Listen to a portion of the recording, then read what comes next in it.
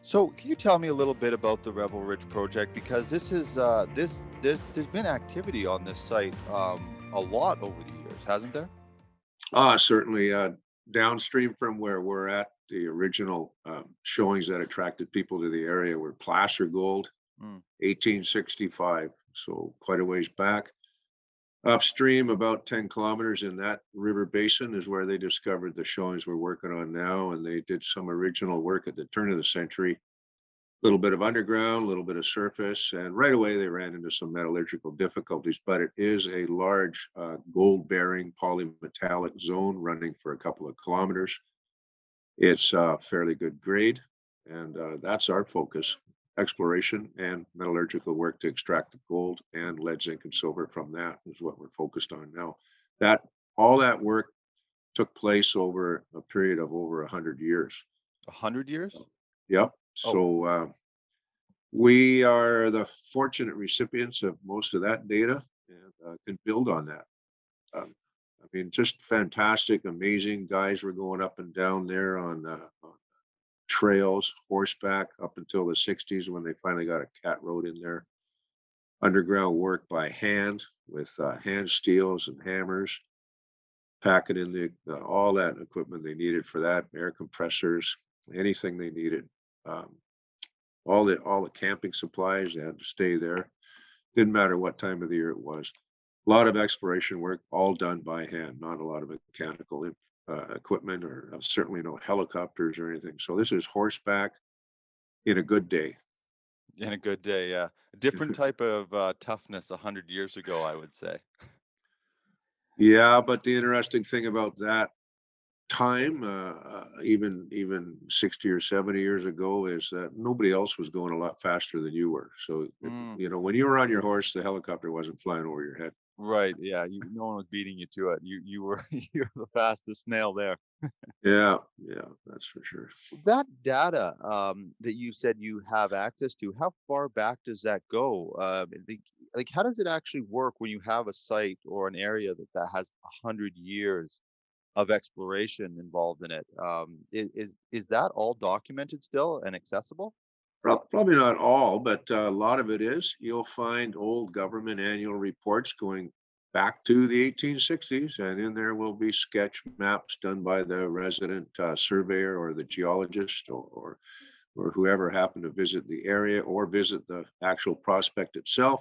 Quite often, they take away samples and send them to Ottawa to be processed to get the results, and those are recorded. So it's research is important in Canada. There is a lot of information there to be found. Everything ranging from those government reports up to newspaper articles of the day. So, and then moving forward, most of the companies after the turn of the century filed a lot of reports with the government, whether they use them for assessment work or not. British Columbia had its own geological mapping missions that often visited the projects, so they did maps of the projects, maps of the area, and analysis on rock samples themselves. That's all part of the available data. Federal government, Geological Survey of Canada, same thing.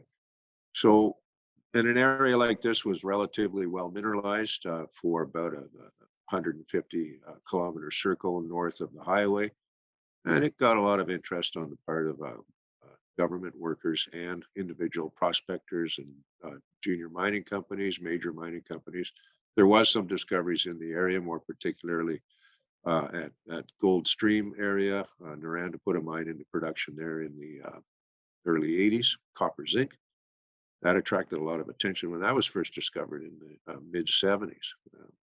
You can imagine a swarm of helicopters and geologists and prospectors in the hills when the discovery's made. Right. Yeah, no, fantastic history and available for prospectors and other people in the industry to research, and it's really important. It's really great. So why did you decide to focus on it now? Had you had past experience with the project, or is this something that just Well, came across in front of you?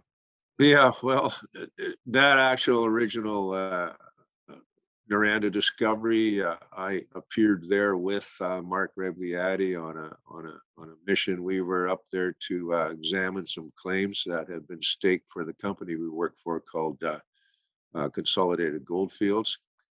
And So we visited the area, and one of the properties we examined was the property that we have now called Revel Ridge. At the time, it was called the JNL, and we took a look at that in 1976, I believe. And at the time, I was climbing up and down those hills. I think I was 19 years old, working with Mark. So I've had my eye on it for a while.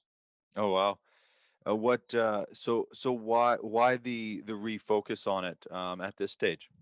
Well, it's a precious metal dominant property, and that is what our company wanted to look for a couple of years ago. We were looking for something in that range of gold and silver, particularly. We had a very, and still have a very nice zinc project slightly to the south of Revelstoke, which is will remain an important aspect of our exploration going forward. But this one was predominantly gold, and as I mentioned, I knew about it and was aware of the size of the showings on the surface.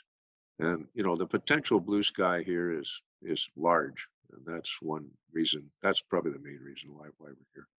I've seen that term pop up, and it's one of these things I probably should know what it is, but I actually don't know that term, and I've seen it in various places. When they say potential blue sky, is that sort of the limitless potential of the resources there? Probably not limitless, but definitely uh, something we can grow with good exploration and smart guys. I think we can. You know, we look at something that like this where we feel that it's likely that we can double or triple it in size of what is currently